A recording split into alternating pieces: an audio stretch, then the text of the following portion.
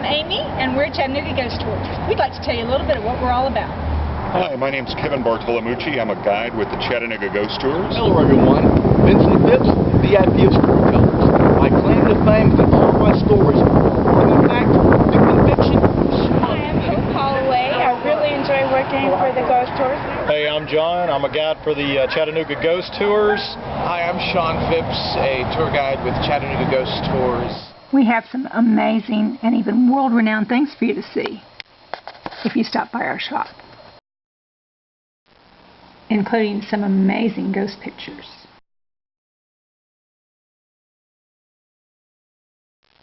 But the real reason you've given us reviews that led TripAdvisor to name us one of the top 10 ghost tours in the country is our fantastic storytelling.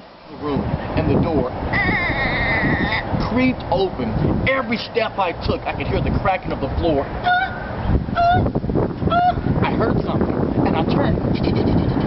I heard this sound I had never heard before. My heart was palpitating. I had no idea what it was. I had to find out. So I went in, and I touched the door. There was this cold wind. I'd like to tell you about one of the scariest things that has happened to me as a ghost tour guide for the Chattanooga Ghost Tours. One thing that happened to me I'll never forget. I was on a tour, guiding a tour. I was at the most active spot on the tour. I don't want to give it away, but very active, creepy spot. A little boy, 4 years old, and he was running around, playing, having a great time. And then all of a sudden, we all felt that there was something unusual happening. For instance, the temperature dropped 20, 25 degrees like that, instantly. And it was one of those moments you knew something was going on. Well, we looked around to kind of see what we could figure out, and we saw that boy. He was no longer playing. He was standing stock still. There was a look on his face. He was looking for his mom. When his eyes landed on her, he said, "Mom," I heard her voice. As an older child, 9, 10, 11, can make up something appropriate to what you're talking about and not to be skeptical, but how do you know for sure it's true at that point? But a child 4 years old is not old enough for that yet, not old enough to make up something. One reason we knew he wasn't able to make up something appropriate to what we were talking about was the fact that he had not been paying attention the entire tour. He's 4. He has no attention span, right? So every time we'd stop for a story, I'd start talking, he'd run over to the side and play and do his own thing. So I don't think he really even knew he was on a ghost tour. He said, "Mom," the voice said, "Get out!" And I tell you, we got out.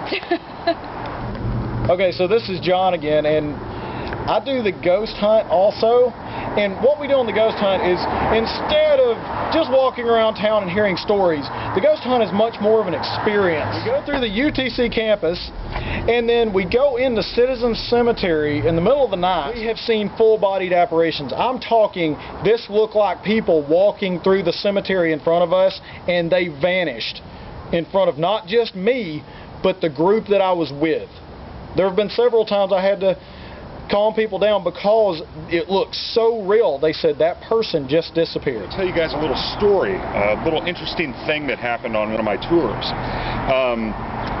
There's a parking garage downtown off of Broad Street, and we stopped down there and I tell a story about underground Chattanooga. My group was about 8 13-year-old girls. It was a birthday party. And these girls were just enthralled with everything I was telling them, and they were just loving it. So we go into this parking garage, point out one of the corners where stuff has happened before. So immediately it was the opposite end of the parking garage. Boom, the girls take off, and they run over there. And I follow them, and I go into this corner, and while I'm standing there, all of a sudden I feel a cold spot. And I go, I feel a cold spot right here. And immediately cameras come out, and their phones come out, click, click, click, everybody's taking photos.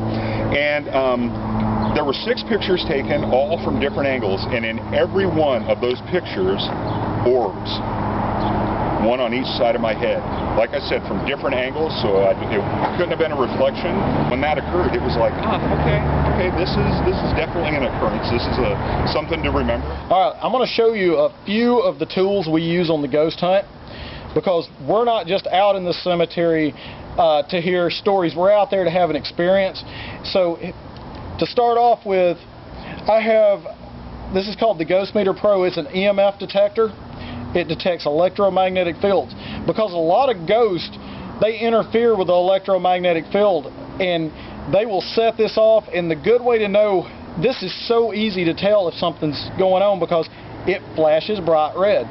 This one is a nice little instrument that you see on the ghost shows. It's called the K2 meter. This is a standby of almost any good ghost hunter. This is a temperature gun. It's a thermometer that can take the temperature of something from a distance.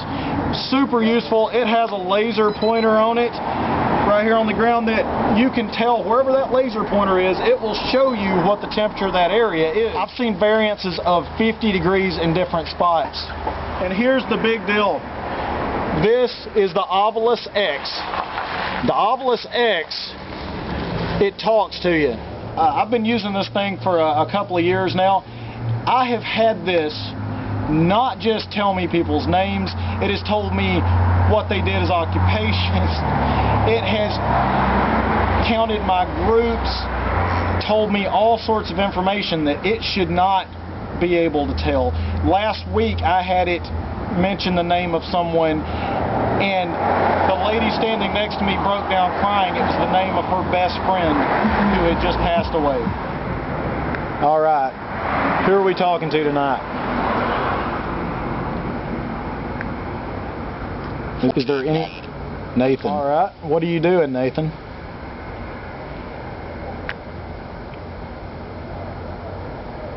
Because I can. What was that?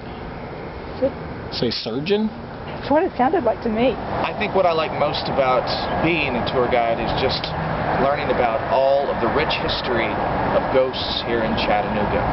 I hope that the next time you're in Chattanooga, or if you live here, you'll come with me and go on a journey that might give you a few chills, might spook you a little bit, but ultimately we'll have a good time and learn all about the ghosts that haunt our beautiful city.